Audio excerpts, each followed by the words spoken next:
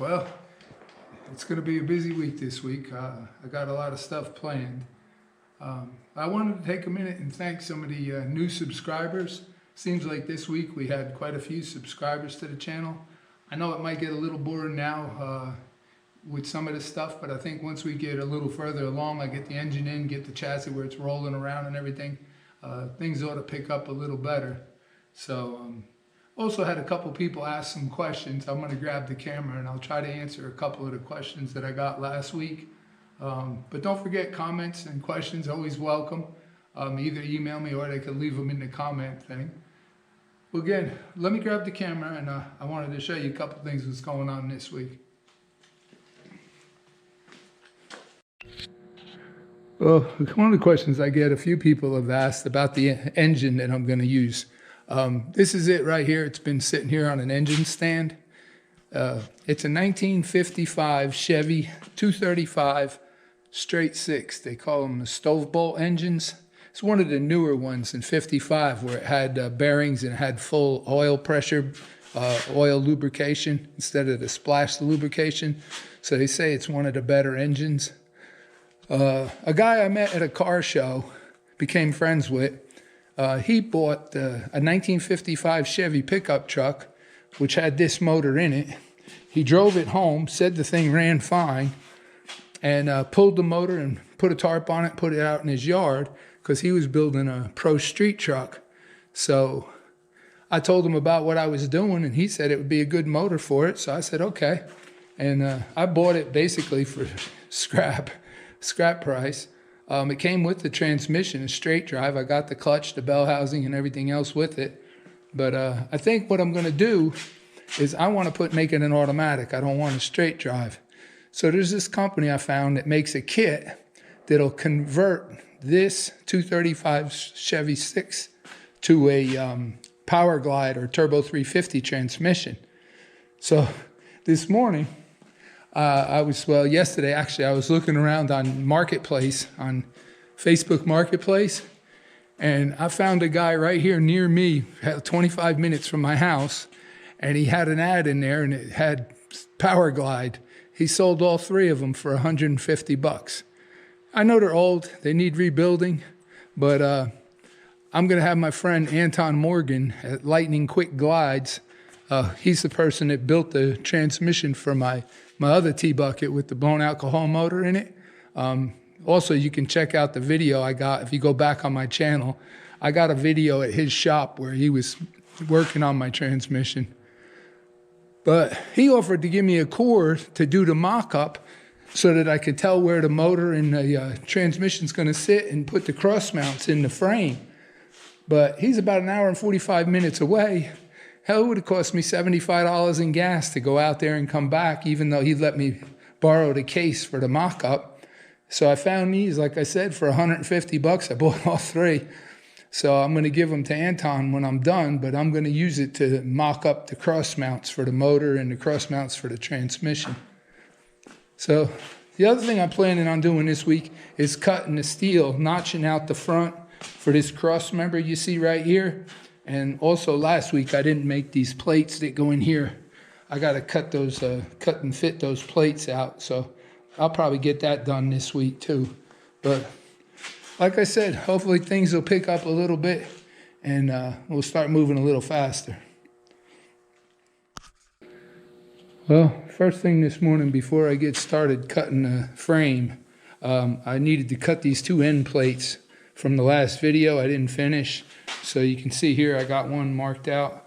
Got my plasma cutter here. We'll get it fired up and I'll see if I can cut them two out. And then hopefully we'll get started on the frame.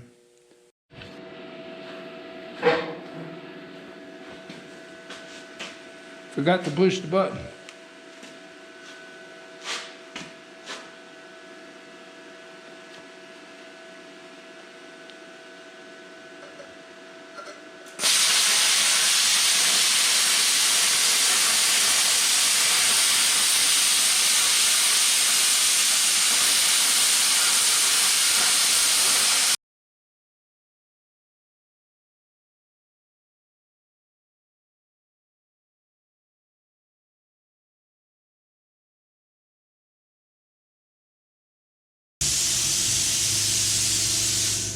Problem I got with this, it's got a safety thing. I don't know if you can see it right here. And with gloves on, it's hard to get my thumb underneath the safety thing to pull the trigger. You can see there. Let me get the other one laid out, and I'll film that.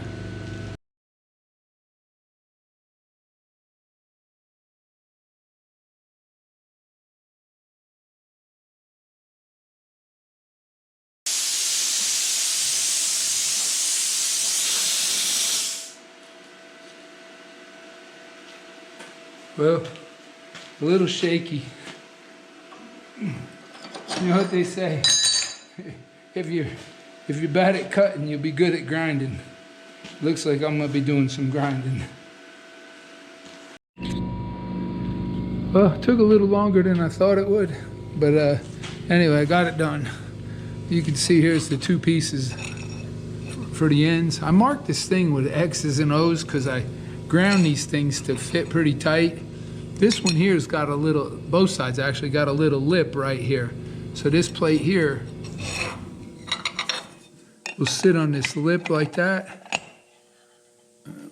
It goes like that, and there.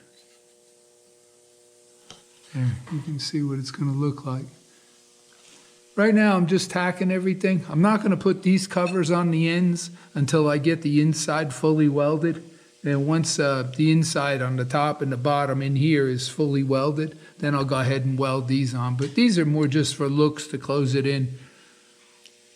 So anyway, the next thing I want to do is I'm trying to get one of them 10-footers over here for the frame, and we'll go ahead and start cutting out for the this cross pipe right here in the front. And see how I'm going to set this up. My plasma cutter will reach, but I put an extension on it. It'd be nice if I could do it over here. Let me clean up the table. I'll get it set up, and we'll go from there.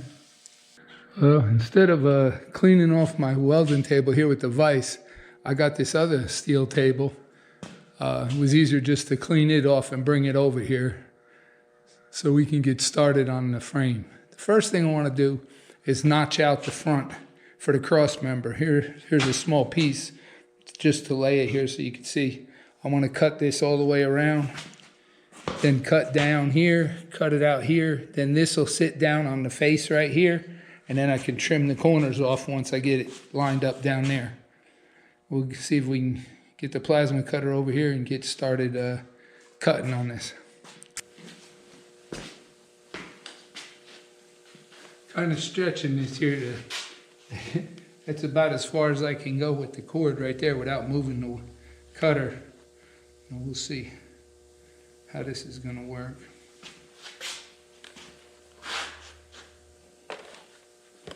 Can't see.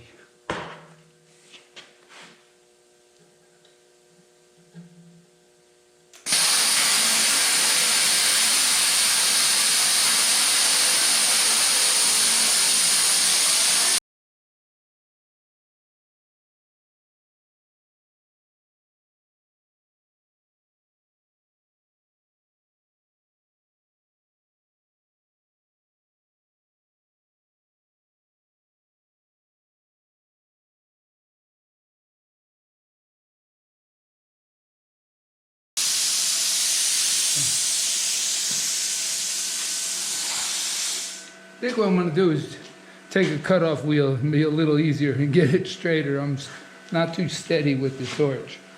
Let me move this. I'll get the...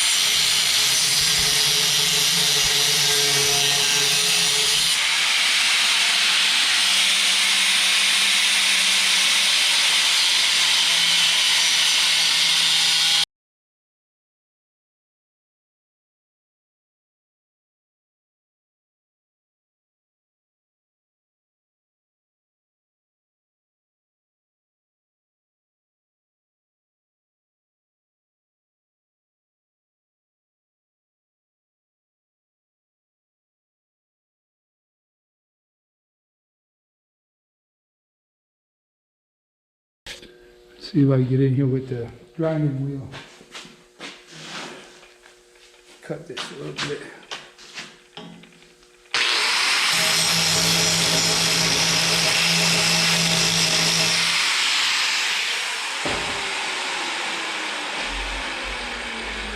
Put a clamp this down to the table and keep chasing it around.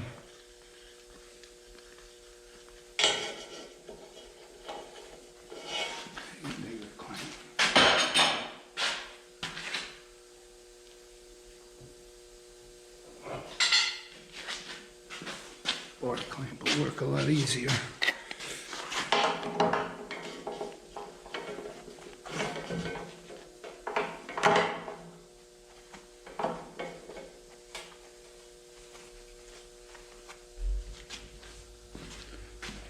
Move the camera.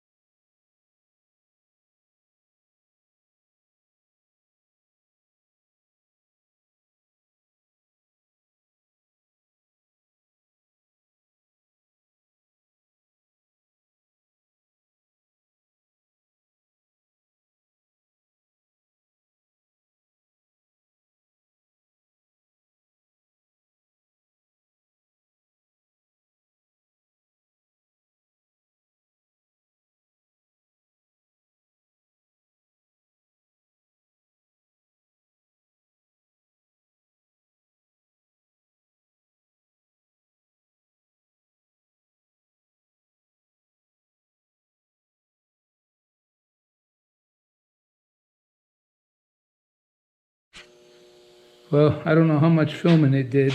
When I went to go check it, the battery went dead. But as you can see here, I got it cut out, fitted in. Now all I got to do is cut these corners here, put a radius on it to match the pipe, and then that'll all get welded.